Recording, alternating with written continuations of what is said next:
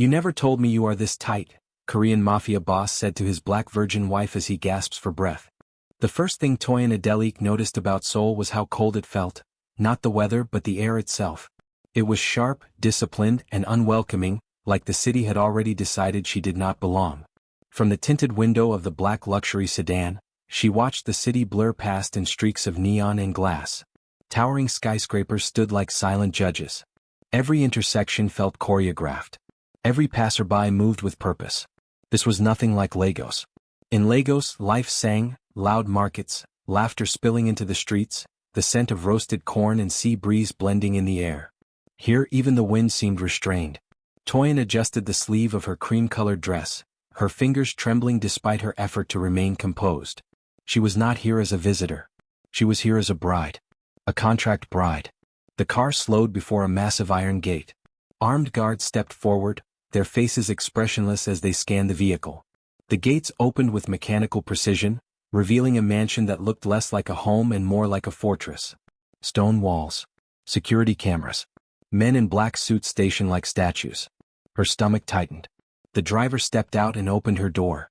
"Mrs. Seo," he said with a slight bow. The title felt foreign. Heavy. Tae-Hyung stepped onto the polished stone driveway, her heels clicking in the silence. The sound echoed, a reminder that every step she took now belonged to a life she hadn't chosen. Inside, the mansion was vast and immaculate. Marble floors reflected the chandelier light like frozen water.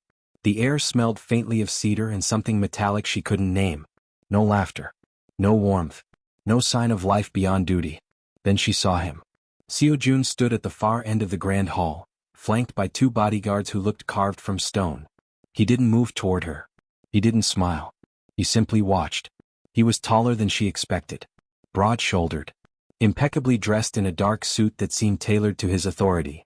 His face was striking, sharp jawline, unreadable eyes, and a calmness that felt more dangerous than rage. This was the man whose name men whispered in fear across Asia. The man she was now bound to. Tae-Hyung forced her feet to move forward. Each step felt like crossing a line she could never uncross. When she stopped a few feet from him, the silence stretched, thick, suffocating. Siojun finally spoke. "Miss Adelik." His voice was deep, controlled, and colder than the Seoul air. She lifted her chin. "It's Mrs. Seo now, isn't it?" A flicker of something, surprise? Amusement? Passed through his eyes, gone before she could be sure. He gestured toward a sleek glass table where documents lay neatly arranged. "This marriage is a strategic alliance," he said. "Your family gains protection. My organization gains access. There will be no interference in each other's personal affairs." Protection. The word sounded like a cage with a prettier name. Tae-Hyung approached the table. The contract lay open, her name already printed beside his. She thought of her father's failing business. The threats. The desperation in her mother's voice during their last call. This marriage was the price of survival. Her hand hovered over the pen. "Do I have a choice?" she asked quietly. Siojun met her gaze, unflinching. "Everyone has a choice. But choices have consequences." She let out a slow breath and picked up the pen. The ink flowed smoothly, sealing her fate with a single stroke. When she finished, Siojun signed without hesitation. A bodyguard stepped forward, collecting the contract like it was a sacred artifact. And just like that, Tae-Hyung Adelik ceased to exist. In her place stood Mrs. Seo, wife to a mafia boss. "The rules?" Siojun turned to her, his expression unchanged. "You will have your own wing. Staff will attend to your needs. You are not to leave the estate without escort." Tae-Hyung frowned. "Am I a wife or a prisoner?" His gaze hardened slightly. "You are under my protection. That distinction keeps you alive. Alive. Not happy. Not free. Alive." She swallowed her retort. Showing fear would only give him power. Showing defiance might cost her safety. "Understood," she said. He studied her for a moment, longer than necessary, as if trying to decipher something he did not expect to find. Strength perhaps. Or refusal to break. A silent welcome. As a maid guided Tae-Hyung toward the grand staircase, she felt the weight of unseen eyes. Every camera. Every guard. Every whisper in a language she barely understood. Halfway up the stairs, she paused and glanced back. Siojun still stood in the hall watching her. Not with desire. Not with kindness. But with a calculating intensity that made her spine stiffen. This man had built his world on control. And now she was part of it. alone in a golden cage. Her new room was larger than her family's entire home in Lagos. Floor-to-ceiling windows overlooked manicured gardens, silk sheets, fresh orchids, a wardrobe filled with designer clothes in her exact size. Luxury without comfort. Tae-Hyung ran her fingers over the fabric of a gown she had never chosen. "They bought my life down to the measurements," she murmured. When the door closed behind the maid, the silence returned, heavier than before. For the first time since arriving, Tae-Hyung allowed herself to feel the truth she had been holding back. She was alone in a foreign country, married to a man whose hands were stained with power and blood. And yet, as she stood by the window watching the distant city lights flicker like restless stars, a strange resolve settled in her chest. She had not crossed continents to disappear. If this mansion was a cage, she would learn its locks. If this marriage was a contract, she would rewrite its terms. And if Siojun believed she would simply exist quietly at his side, he was about to learn exactly who Tae-Hyung was. Morning arrived without warmth. The sunlight that slipped through Tae-Hyung's floor-to-ceiling windows was pale and distant, filtered through Seoul's winter haze. It illuminated the room's perfection, the silk sheets untouched on one side, the neatly arranged slippers beside the bed, the orchids still impossibly fresh. Nothing in this house looked lived in. Tae-Hyung sat at the edge of the bed, her bare feet pressed against the cold marble floor. For a moment she closed her eyes and imagined the sounds of Lagos. Danfo horns blaring, neighbors arguing, street vendors calling out their wares. Here there was only silence. Not peaceful silence. Controlled silence. The watchful walls. A soft knock came at the door. "Madam," a maid said in careful English, bowing slightly. "Breakfast is ready." Tae-Hyung followed her through the corridors, her steps echoing in the vast space.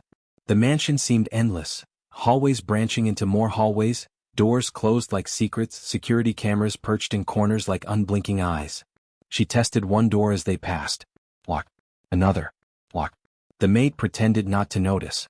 "Are all the doors in this house locked?" Tae-Hyung asked. The maid hesitated. "For safety, madam." Safety again. A word that meant everything and nothing. Breakfast without appetite. The dining room could have seated 20 people, yet only one place was set. A long mahogany table. A single porcelain plate. Silver cutlery arranged with surgical precision. Tae-Hyung sat slowly. A spread of food lay before her, fresh fruit, pastries, eggs, tea, all flawless, all untouched. "Does he always eat alone?" she asked. The maid bowed her head. "Chairman Seo eats when his schedule allows." Chairman. Not husband. Not Siojun. Not a man. A title. A position. A force. Tae-Hyung lifted her teacup, but her appetite had abandoned her somewhere between Lagos and this cold palace. The sound of power. She had just set the cup down when a sharp noise shattered the silence. Pop. Another. Pop. Gunshots. The porcelain cup slipped from her fingers and shattered against the floor. Every servant froze. No one screamed. No one ran. No one even looked surprised. Tae-Hyung's heart pounded against her ribs. "What was that?" The maid spoke calmly. "Training exercises, madam." Training. The word echoed in Tae-Hyung's mind as dread crawled up her spine. This was not a home. It was a fortress preparing for war. The Garden of Illusions. Later, determined not to suffocate in marble and silence, Tae-Hyung stepped into the gardens. They were immaculate. Trimmed hedges, a koi pond still as glass, stone lanterns placed with mathematical precision. Even nature here had been disciplined. She crouched near the pond, watching the koi glide beneath the surface. "They look free," she murmured, "but they never leave the water they're given. Freedom is an illusion." The voice behind her was deep and controlled. Tae-Hyung turned. Siojun stood a few steps away, his coat draped over his shoulders, his presence as commanding as the mansion itself. Her pulse quickened, not from fear alone, but from the unsettling awareness of him. "You startled me," she said. "That will keep you alive," he replied. A conversation of edges. They stood in silence for a moment, the cold air hanging between them. "You run drills with live ammunition in your garden?" Tae-Hyung asked. His gaze didn't waver. "Better here than at our gates." "Our?" The word struck her. "This is your world," she said. "I'm just surviving in it." Siojun studied her face as if searching for weakness. "You are safer here than anywhere else," he said. "My enemies do not forgive. They do not forget. And now they know your name." A chill swept through her. "So I traded one danger for another?" she whispered. "No," he said quietly. "You traded uncertainty for protection." Crack in the armor. A distant shout echoed from the training grounds. Siojun's head turned instinctively, his posture shifting, alert, predatory. For the first time, Tae-Hyung saw the man beneath the suit, a warrior who trusted nothing, a leader who carried the weight of survival on his shoulders. "Do you ever rest?" she asked. "Rest is a liability. And living like this isn't?" He looked at her then, truly looked, as if she had asked a question no one had dared to voice. "Living is irrelevant," he said. "Winning is what matters." Tae-Hyung shook her head softly. "That sounds like a very lonely victory." For a fraction of a second, something flickered in his eyes. Gone before she could name it. The invisible cage.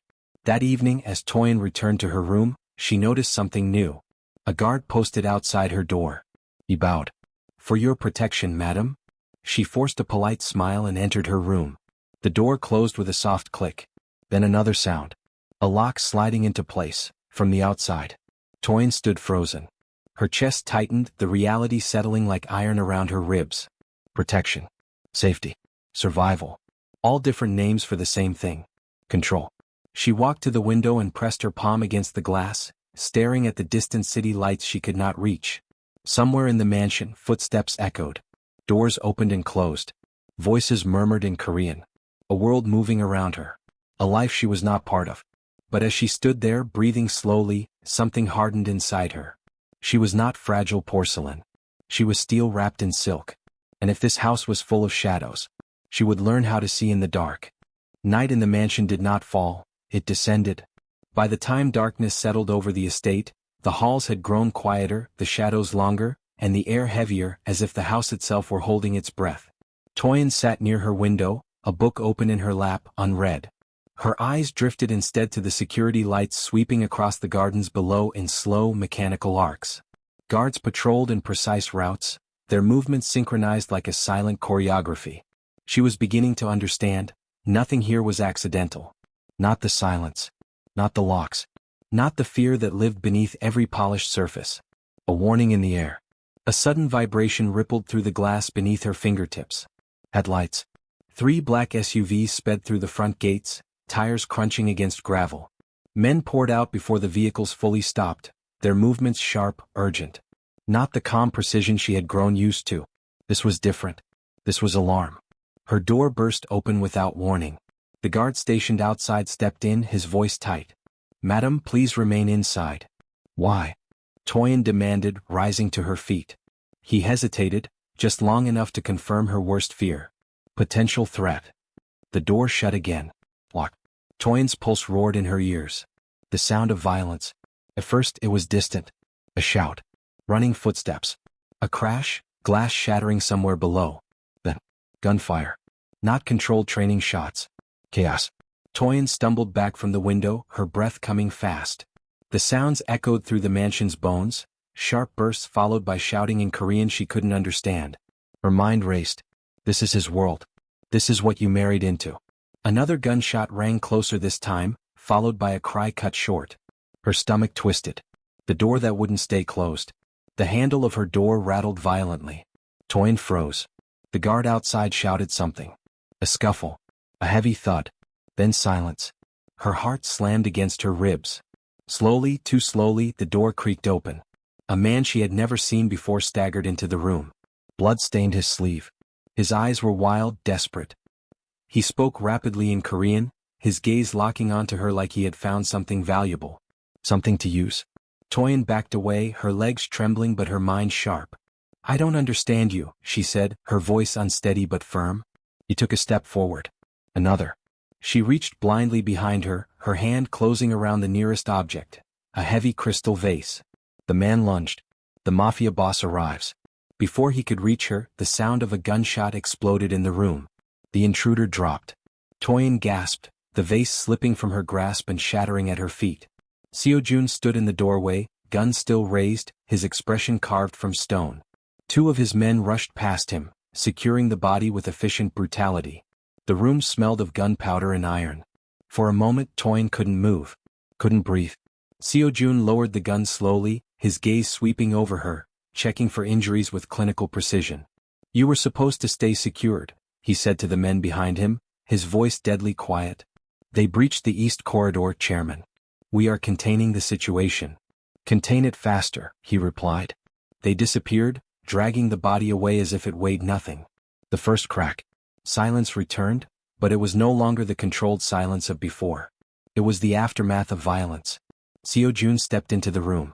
His presence filled the space, overwhelming, unyielding. Are you hurt? He asked. The question startled her. No, she whispered. He nodded once, tension still coiled in his shoulders. You should not have been reachable. His voice carried something new. Not anger. Concern. Fear meets defiance. Tae-Hyung found her voice beneath the shock. You told me I was safe, she said, her hands trembling at her sides. A man just died in my bedroom. Siojun didn't flinch. And you are alive. The words struck like ice. Is that enough for you? She demanded. His jaw tightened. It has to be. She stared at him, searching his face for any sign of regret. Do you enjoy this? She asked quietly. Living like every breath is borrowed? His eyes darkened. Enjoyment has nothing to do with survival. The same words he had spoken before. But now she understood their weight. A bullet meant for her. A sudden crack split the air, glass exploding inward from the window behind her. Tae-Hyung felt the rush of air before she understood. A sniper shot. Siojun moved faster than thought. He grabbed her, pulling her down as another bullet struck the wall where her head had been moments before. She crashed against his chest, the force knocking the breath from her lungs. His arms locked around her, shielding her completely. More shouting echoed outside. Return fire. Orders barked in sharp Korean commands. But inside the circle of his arms, there was only the thunder of his heartbeat, fast, fierce, human. Too human. Too close to let go. They remained like that for several seconds. Or minutes. Time had lost meaning. Tae-Hyung became acutely aware of everything. The warmth of his body, the steady strength of his hold, the faint scent of smoke and cedar clinging to his clothes. He was holding her too tightly. As if letting go meant losing her. Stay close to me, he whispered. The words were not an order. They were a plea. After the storm. When the gunfire finally faded into the distance, Siojun loosened his grip, but did not step away. His hands lingered at her shoulders as though confirming she was real. Alive. Unharmed. For the first time Tae-Hyung saw it clearly. Behind the ruthless leader was a man terrified of losing control. And now losing her. She swallowed, her voice barely audible. This is your world, she said. But I'm in it now. His gaze searched hers. Yes, he replied. You are. Not a contract. Not an obligation. A presence he could no longer ignore. A new reality. Later, after the windows were secured and additional guards stationed, Tae-Hyung sat on the edge of her bed, wrapped in a blanket she did not remember taking. Her hands still trembled. Her bedroom no longer felt like a gilded cage. It felt like a battlefield. Yet beneath the fear, something else stirred, something dangerous in its own way. She had seen Siojun's violence. But she had also felt his urgency. His fear. His need to protect her. And that frightened her more than the gunfire. Because it meant this marriage was becoming something neither of them had planned. The mansion smelled faintly of smoke for 2 days after the attack. No matter how wide the windows were opened or how often the staff polished the marble floors, the scent lingered, a ghost of violence woven into the air. Tae-Hyung noticed everything now. The doubled guards. The new cameras installed overnight. The way servants avoided eye contact, moving like whispers along the walls. And Siojun? He became a shadow. Present everywhere. Visible nowhere. Sleepless nights. Sleep no longer came easily. Every creak of the mansion's bones sounded like a footstep. Every gust of wind against the glass felt like the prelude to another bullet. On the third night, Tae-Hyung sat curled on the window seat, wrapped in a shawl, watching the security lights sweep across the gardens. Her reflection stared back at her, strong posture, steady gaze, but her eyes told the truth. She was afraid. Not of death. Of disappearing into this life without ever being seen. The unexpected darkness. That evening as she descended the staircase for dinner, the lights flickered. Once. Twice. Then darkness swallowed the mansion whole. A collective murmur rippled through the halls. Emergency lights glowed dimly along the baseboards, casting long, distorted shadows that made the familiar corridors feel foreign. Tae-Hyung's heart quickened. A blackout meant vulnerability. Vulnerability meant danger. Before panic could take root, a calm, familiar voice emerged from the shadows. Backup generators will activate shortly. Siojun stepped into the faint emergency glow, his face half lit, half obscured. Without the harsh overhead lights, he looked less like a commander and more like a man carved from fatigue and responsibility. "You're not alarmed?" she asked. "I am always alarmed," he replied. Candlelight conversations.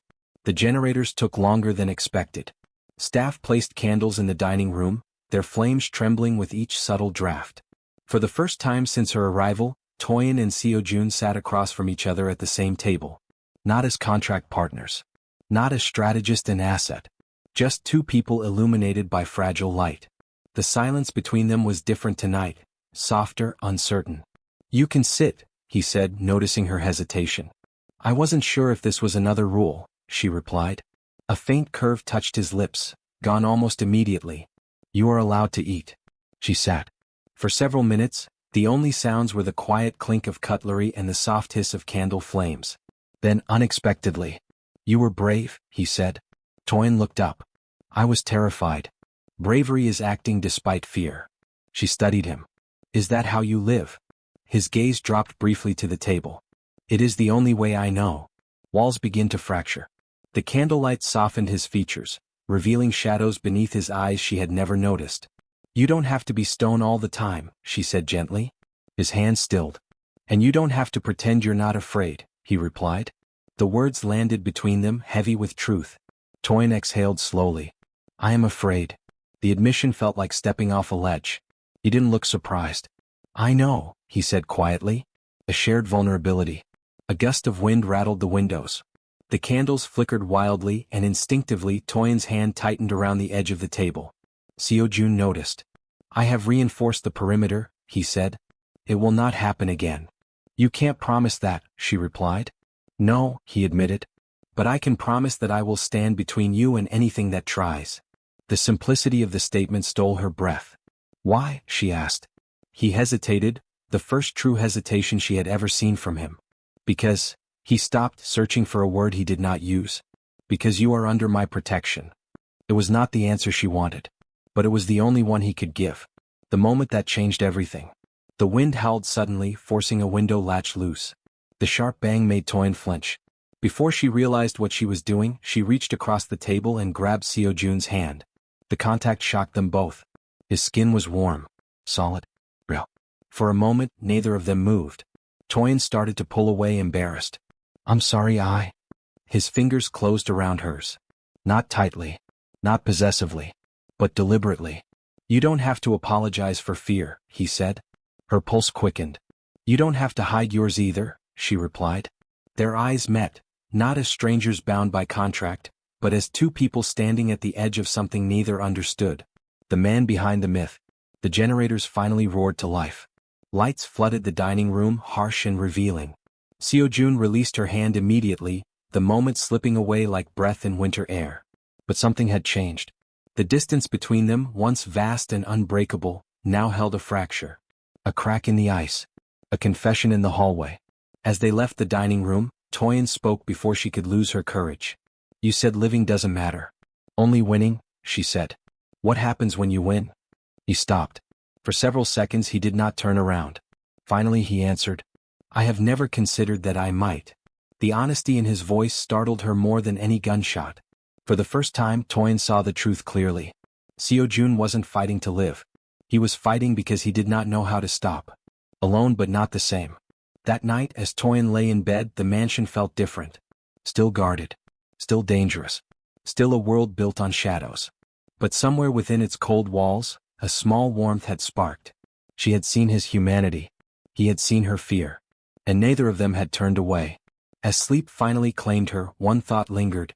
Perhaps the most dangerous thing in this house was not the enemies outside its gates, but the way her heart had begun to soften toward the man who ruled it. The invitation arrived in a black envelope sealed with silver wax. No note. No explanation. Just a single card embossed with elegant Korean script and a time. Tae-Hyung turned the card over in her fingers, her reflection faint in its glossy surface. "A gala?" she asked the house manager. "Yes, madam," he replied. "An important event. Chairman Seo requests your presence." Requests. Not orders. Not rules. Presence. Her pulse stirred at the unfamiliar phrasing. Transformation. Her room became a whirlwind of quiet efficiency. Stylists arrived with garment bags and velvet cases. A makeup artist bowed before touching her face. A hairstylist worked with reverence as if preparing royalty. When the gown was finally revealed, Tae-Hyung forgot how to breathe.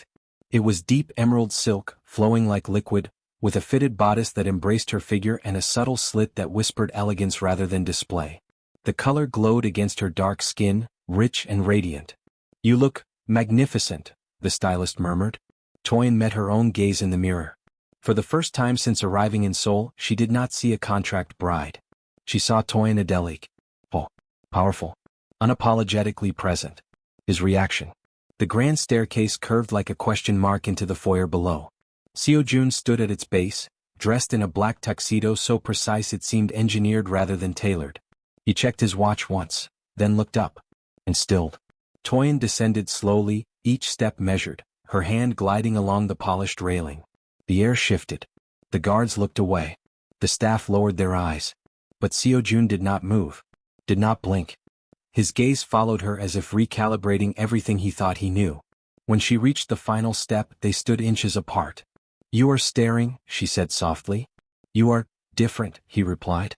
A faint smile touched her lips. "Is that a compliment, Chairman Seo?" He hesitated, then quietly. "Yes." The world outside the fortress. The gala was held in a towering glass hotel overlooking the Han River. Crystal lights shimmered overhead, and the city stretched beyond the windows like a sea of stars. Tae-Hyung felt eyes on her the moment they entered. Whispers. Curious glances. Appraising looks. She did not understand the language, but she understood the tone. Who is she? The foreign wife. The woman beside the man no one touches. Siojun's hand hovered near the small of her back, not quite touching but ready. A silent reassurance. "You may stay close," he murmured. "Is that another rule?" she teased. "No," he said. "A preference." The dance. Music swelled, a slow orchestral piece that filled the ballroom with restrained elegance. Couples moved to the floor. Siojun turned to her. "Dance with me." It was not a question. Tae-Hyung placed her hand in his. His palm was warm, steady, the hand of a man who commanded empires, now guiding her gently into the rhythm. His other hand settled at her waist. The contact was electric. Not possessive. Not forceful. Certain. They moved in silence at first, the world fading to the soft glide of steps and the quiet exchange of breath. "You dance well," he said. "I learn quickly," she replied. He almost smiled. The first slip. A turn. A pivot. The polished floor caught the edge of her heel. Tae-Hyung stumbled. Before she could fall, Siojun's arm tightened around her waist, pulling her firmly against him. Her palm pressed against his chest. His breath hitched just slightly. They froze. Too close. Too aware. The world resumed around them, but neither moved. His voice, when it came, was lower than before. "You never told me, you hold on this tight." Her cheeks warmed. "I was trying not to fall. And now." Her fingers remained curled in his lapel. "Now," she admitted, "I'm not sure I want to let go."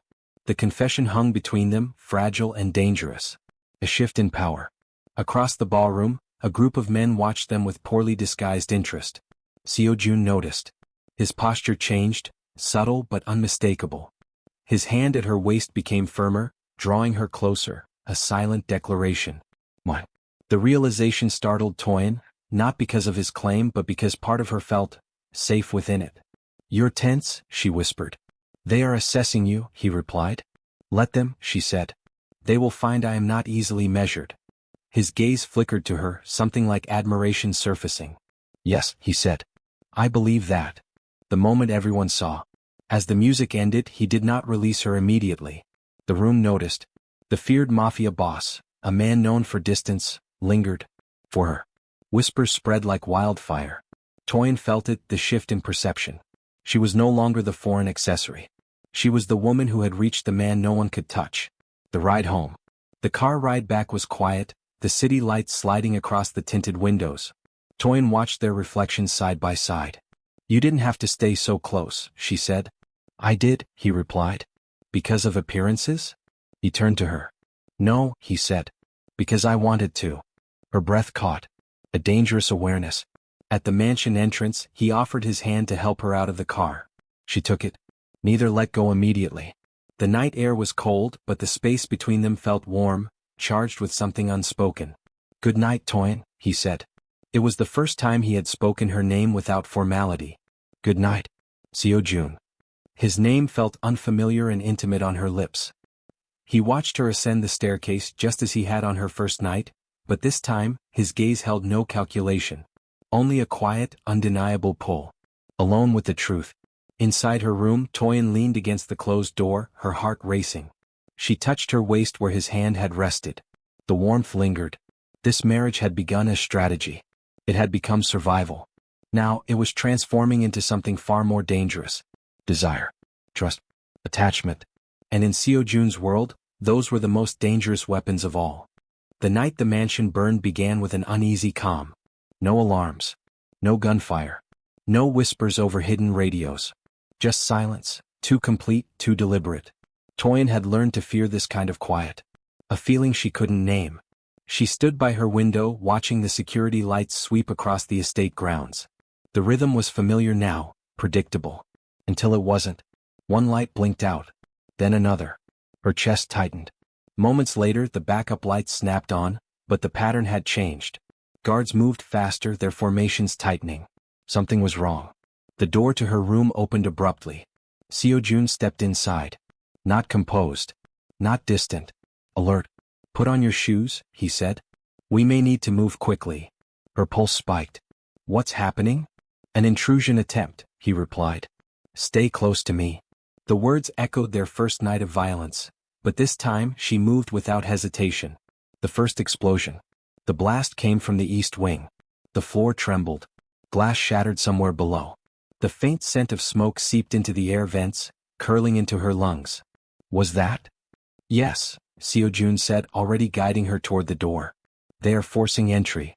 His hand closed around hers, firm, unyielding. Not just protection. Connection. A fortress under siege. The hallways were alive with motion. Guards ran in coordinated lines. Radios crackled with rapid Korean commands. Emergency lights painted the walls in pulsing red. Tae-Hyung's heart pounded, but she did not freeze. She stayed beside him. Exactly where he told her to be. Another explosion rocked the building. The lights flickered violently before stabilizing. Smoke began to creep along the ceiling. "They're using fire to flush us out," Siojun muttered. "You sound almost impressed," she said, breathless. "I respect strategy," he replied. "Even now. Even here." He was a commander first. Fire in the walls. They reached a secure corridor when flames burst through a doorway ahead, devouring the polished wood in seconds. Heat roared toward them. Tae-Hyung instinctively stepped back, but Siojun stepped forward, positioning himself between her and the fire. His coat came off, wrapped around her shoulders to shield her from the heat and smoke. "Stay behind me," he ordered. "You'll get burned," she protested. "I will heal," he said. "You might not." The matter-of-fact certainty stole her argument. The blow meant for her. They were almost through the corridor when a masked attacker emerged from the smoke, weapon raised. Everything slowed. Tae-Hyung saw the gun. Saw the aim. Saw the trajectory. At her. Siojun moved before the shot was fired. He shoved her aside, turning his body into a shield. The gun discharged. A sharp gasp escaped him. Time snapped back into motion. Guards neutralized the attacker within seconds, dragging the body away. Orders rang out. The corridor was secured. But Tae-Hyung heard none of it. Her focus narrowed to Siojun. To the dark stain spreading across his sleeve. Panic and truth. "Siojun," she whispered, her voice breaking. He remained standing, jaw clenched, breath controlled, but she could see the strain. "It's a graze," he said. "We must keep moving." "You were shot," she cried. "It is nothing. It is not nothing to me." The words escaped before she could stop them. He froze. Not from pain. From her confession. The escape. They reached a reinforced safe room deep within the mansion's core. Steel doors sealed behind them with a heavy finality. Inside the air was clean. Quiet. Isolated from the chaos beyond. Only the two of them remained. And the truth neither could avoid. Tending wounds. Tae-Hyung's hands trembled as she opened the emergency medical kit. "Sit," she ordered. Siojun obeyed without argument. She carefully peeled back his sleeve. The wound was shallow but angry, blood slick against his skin. Her chest tightened. "You said it was nothing," she murmured. "It is survivable." "That is not the same thing." Her fingers were gentle as she cleaned the wound, her touch steady despite the storm inside her. Siojun watched her, not the wound, not the bandage. The way her brows drew together in concentration.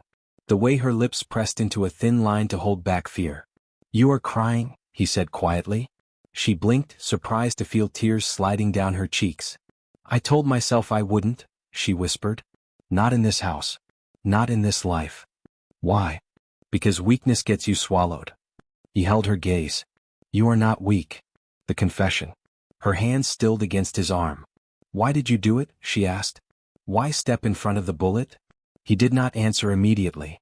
Siojun, the man who always had a strategy, a command, a solution, silent. Finally. "Because you are no longer part of a contract," he said. "You are my responsibility." Tae-Hyung shook her head. "That's not it." His jaw tightened. "You are my—" He stopped. The word refused to come. She leaned closer, her forehead nearly touching his. "Say it," she whispered. His breath trembled, the first crack in the armor of a man who feared nothing but loss. "You are my heart," he said. The words hung in the air, fragile and irreversible. No more distance. Tae-Hyung pressed her forehead to his, her hands gripping his shirt as if anchoring herself to something real. "You terrify me," she admitted. "I know. This world terrifies me. I know. But losing you," her voice broke, "that would destroy me." His hands rose to her shoulders, hesitant, as if afraid she might vanish. "I do not know how to be anything but dangerous," he confessed. "But for you, I want to learn how to live." Her arms wrapped around him then, holding him tightly, not from fear but from choice. From love neither of them had planned. Fire outside, peace within. Beyond the steel walls, the mansion still burned. Orders were shouted. Sirens wailed. The Empire fought to survive. But inside the safe room, time slowed. Two people who had begun as strangers now held each other as if the world itself depended on it. And perhaps, for them, it did. A new beginning forged in flame. When the all-clear finally sounded, neither moved immediately. The fire had taken part of the mansion. But it had destroyed something else too. The final wall between them. Siojun was no longer just her protector. And Tae-Hyung was no longer just his responsibility. They had become each other's reason to survive. Dawn came quietly, as if the world itself were cautious after the night's destruction. Smoke still curled from the east wing of the mansion, rising in thin gray ribbons against the pale soul sky. The air smelled of ash and rain, the automatic sprinklers having long since fallen silent. What had once been an impenetrable fortress now bore scars, shattered windows, blackened stone, and the unmistakable mark of survival paid for in fire. Yet the mansion still stood. And so did they. Morning after war. Tae-Hyung stood on the balcony outside her room, wrapped in a wool coat draped over her shoulders. Below, staff and guards moved with purposeful efficiency, clearing debris, reinforcing barriers, restoring order. This was how empires healed. Not with grief. With action. Footsteps approached behind her, steady, familiar. She didn't turn. "I thought you would be in a strategy meeting," she said softly. "I delegated," Siojun replied. The admission alone spoke volumes. He joined her at the railing, his presence warm against the morning chill. His arm was bandaged, his movements careful but controlled. "You should be resting," she added. "I rest when my world is secure." "And is it?" He looked at her then, not at the estate, not at the guards. "You are alive," he said. "So yes." The weight of choice. They stood in silence, watching the sun struggle through the haze. After a moment, Siojun spoke. "If you wish to leave, I will arrange it."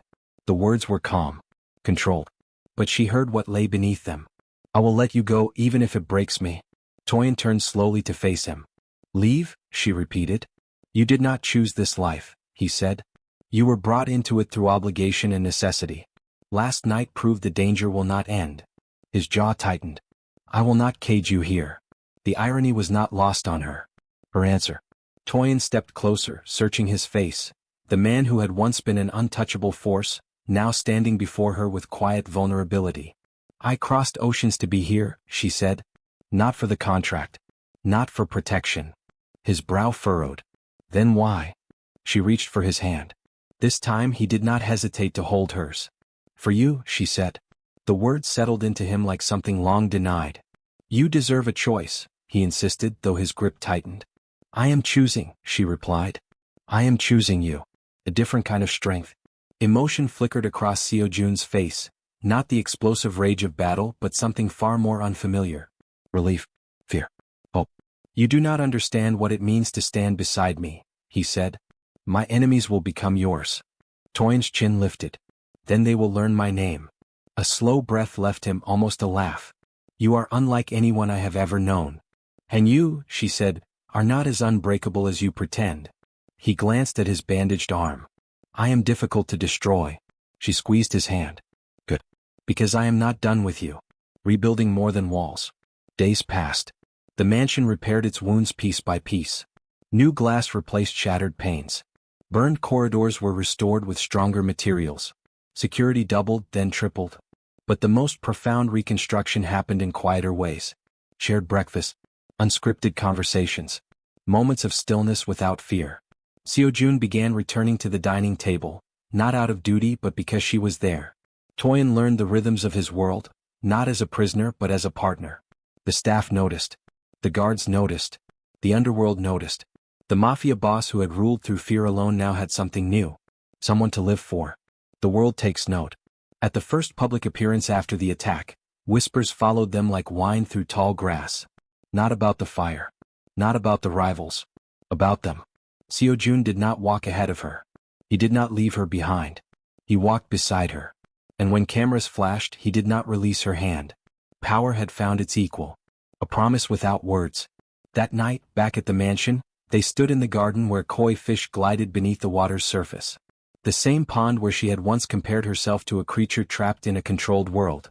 Now, the water reflected two figures standing shoulder to shoulder. Do you regret it? He asked. Marrying you? She replied. He nodded. Tae-Hyung watched the koi ripple the water before answering. No, she said. Because cages can become homes, when you are not alone in them. His hand found hers in the darkness. Not out of protection. Out of belonging. Love forged in steel. The world they lived in had not changed. Enemies still watched from the shadows. Power still demanded sacrifice. Danger still lingered beyond every gate. But something stronger than fear now lived within those walls. Trust. Trust. Love forged not in softness but in fire and steel. Siojun, the man who had once believed survival was victory, finally understood. Living was not weakness. And Tae-Hyung Adelik, the woman who crossed continents as a contract bride, had become the heart of an empire built on shadows. Far beyond the mansion walls, new alliances were forming. Old enemies were regrouping. The attack had not been a defeat, it had been a warning. A greater storm was coming. But this time, Siojun would not face it alone. Because beside him stood a woman who had chosen his world, and who was strong enough to help him change it.